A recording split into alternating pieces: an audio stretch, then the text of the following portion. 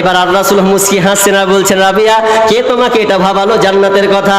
এবার রাবিয়া বলছেন, ইয়া রাসূলুল্লাহ আমাকে কেউ ভাবাই নাই, আমি মালধনের চিন্তা করলাম না, কারণ এগুলা দুনিয়া ক্ষণস্থায়ী, কিন্তু আমি আপনার সঙ্গে জান্নাত যদি পেয়ে যাই তাহলে আমার পুরো জীবনটা ধন্য হয়ে যাবে। অথচ রাবিয়ার জীবনে আপনি তদন্ত করুন, রাবিয়া ছিলেন একজন গরিব সাহাবী, যেই সাহাবীর ভালো বাড়ি ছিল না, ভালো পোশাক ছিল না, তিন বেলা ঠিক মতন খেতে পারতে না। ওই সাহাবী তো বলতে পারছেন, ইয়া রাসূলুল্লাহ আপনি আমাকে আহার দেন, আমি ঠিক মতন খেতে পাই না, এটাই যদি আপনাকে দেন তা আমি সন্তুষ্ট হয়ে যাব। তিনি বলতে পারতেন, ইয়া রাসূলুল্লাহ আপনি আমাকে সুন্দর একটা বাড়ি দেন, আমার বাড়ি নাই। তিনি চাইতে পারতেন, তিনি তো বলতে পারতেন, ইয়া রাসূলুল্লাহ আপনি আমাকে ভালো বিছানা পোশাক দেন, কিন্তু তিনি চাইলেন না।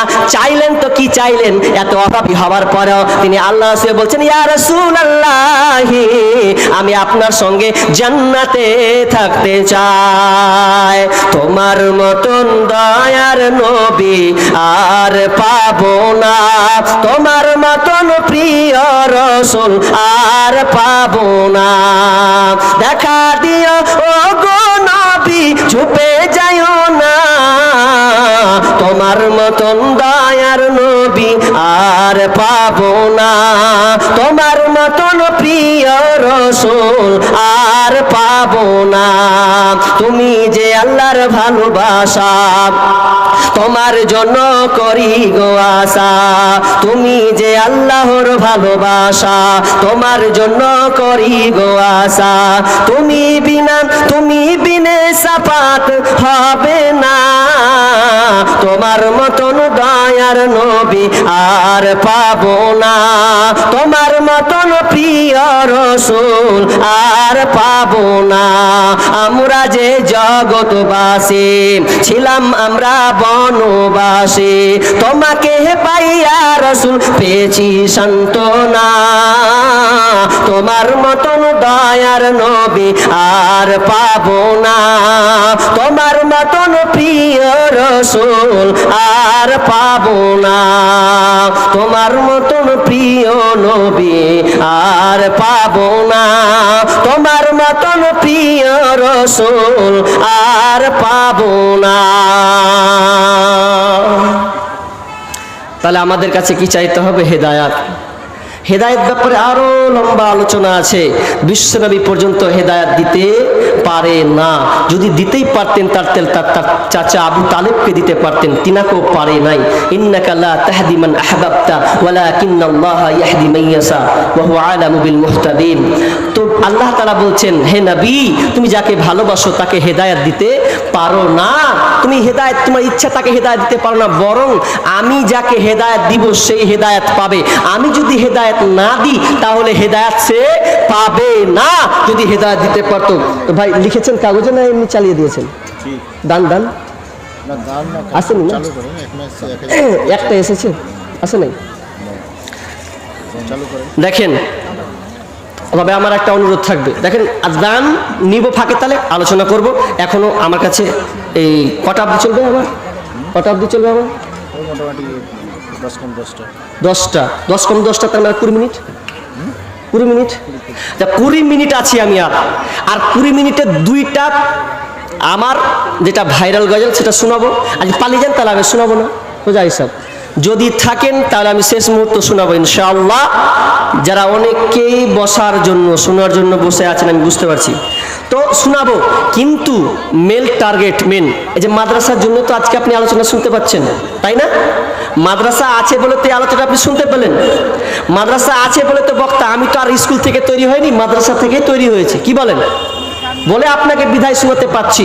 এই মাদ্রাসার মতন বাগান আপনাদেরকেই দেখভাল করতে হবে। তিসিলিয়া মাদ্রাসা বলছে এটা, তাই তো? তিসিলিয়া তো একজন 1000 টাকা দিয়েছেন, ভাই পালিয়ে যাবেন না, আমার অনুরোধ, পায়ে ধরছে, পায়ে ধরবো যে এটা একদম পালালে। এটা হচ্ছে জি গণেশ সিং, এটা 1000 টাকা কে দিয়েছে? গণেশ সিং নাকি, তিনি 1000 টাকা দিয়ে। আর এটা হচ্ছে ফুলচান দিয়েছেন কত? আছে কি ভাই? আছে এখানে? কই কই কই বাবজি কে দেবো, কে কোন ভাই আছে রে ভাই? কে 500 টাকাটা কে দিয়েছে?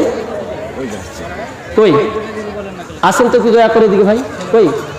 ও চাচা আছে, ওই চাচা দিয়েছেন, আসেন চাচা।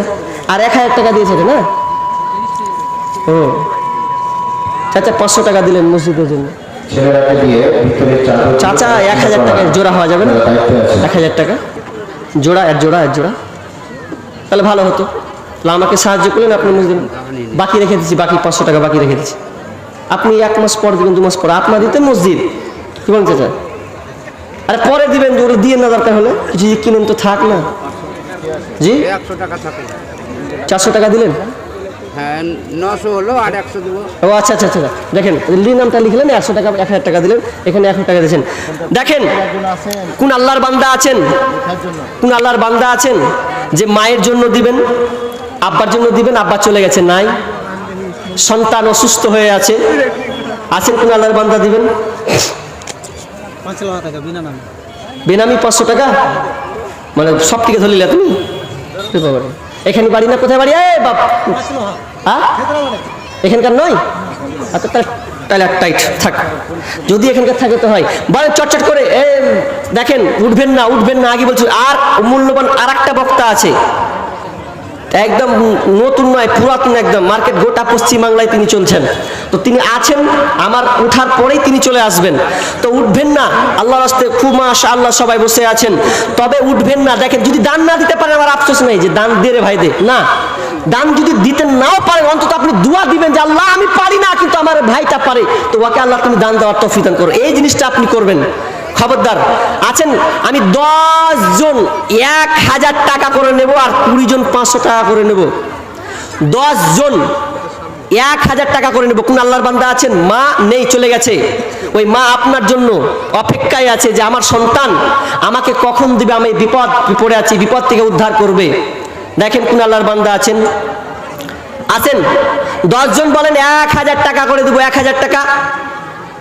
দেখেন মাল নিয়ে এত আর ই করিয়েন না, মাল আপনি নিয়ে যাবেন না, সব দুনিয়ায় থেকে যাবে, খালি মরলে হয়। আরে মরতে আপনার সময় লাগে না, আসার ব্যাপারে সিরিয়াল আছে কিন্তু মরার ব্যাপারে কোনো সিরিয়াল নেই। আপনি 4 ভাই, বড় মেজো সেজোতে ছোট, এভাবে তো হয়, কিন্তু যাওয়ার ব্যাপারে কোনো সিরিয়াল নাই। দেখা যাবে যে লাস্টে এসেছে ওই মরে গেছে, বাকি বড় ভাইরা হয়তো বা ছোট ভাইয়ের লাশ ধরে কাঠ ধরে নিয়ে চলে যাচ্ছে। মরার ব্যাপারে কোনো গ্যারান্টি নাই, অতএব আপনি মাল নিয়ে যাবেন না। অতএব আল্লাহর রাস্তে দেখেন আপনার মাল কিন্তু 3টি, একটা টিকবে, 2টা শেষ হয়ে যাবে। আপনার মাল 3টা, একটা টিকবে, 2টা ভ্যানিশ হয়ে যাবে, টিকবে না। আর মায়ের কথা মনে করে বলেন যে আমি অসুস্থ হয়ে আছি, এমন আল্লাহ হয়তো রোগ দিয়েছেন, আপনি 2 বছর ধরে ছুটাছুটি করছেন যে ভালো কোনো ডাক্তারই ভালো করতে পারে না।